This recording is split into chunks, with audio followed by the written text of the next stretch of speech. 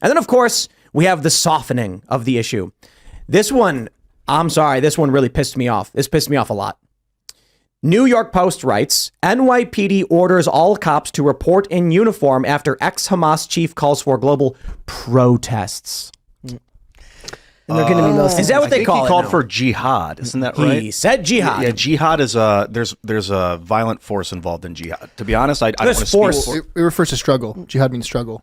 Okay, Yeah. so Telling- maybe he's not calling for violence. then. Following, He is. Yes, he is. He is, for Following the terror attacks that we just saw in Israel, him coming out and saying because Israel is bombing Gaza, there should be global jihad. Yo, he's not saying to wave little flags. And they were already the other day softening the language from terrorist on like what, right? So that's already What was been that? happening. What was that? MSNBC, right? Well, MSNBC, right? But it's not just MSNBC. There was a leaked email. Maybe it was the Telegram or something like that. I don't know. I don't want to besmirch a newspaper, but so I'm not sure.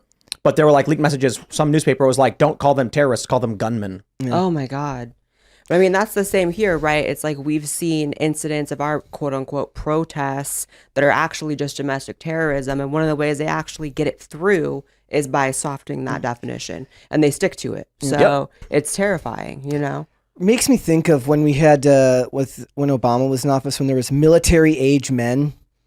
Remember that? Instead, like when they were using the term military age men, which just means like adults. I was so young. I don't They've been saying that a lot about the people that are. are immigrating, you know, illegal immigrants. The Well, they were Summer of saying it Love. around like Y'all remember people dying overseas, and they're saying the men that died were military age men. That doesn't mean that they were actually, you know, Yeah, like combatants. 42-year-old farmer, Exactly. or 33-year-old teacher or something. Right.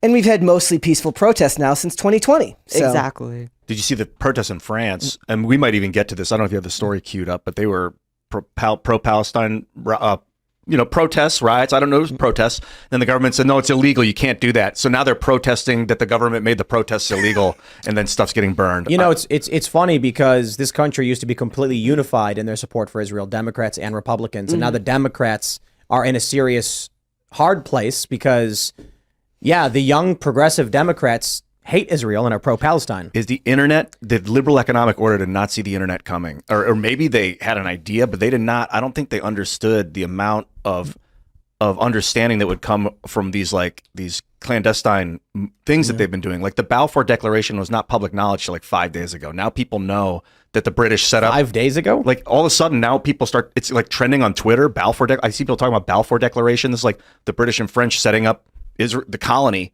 The British mandate for Palestine after World War I, they seized it from the Arabs. They tricked the Arabs and then they betrayed the Arabs and took it. Well, let's not also forget, just to add to my fear of tomorrow, not that I want to manifest anything to happen. Obviously, I've been hearing about a red heifer. Yeah, They're fulfilling a prophecy tomorrow as well. not tomorrow. Or it's been fulfilled and tomorrow's like the Well, day no. it's fulfilled. It's that on September 8th there was reports that like the red heifer was born or something.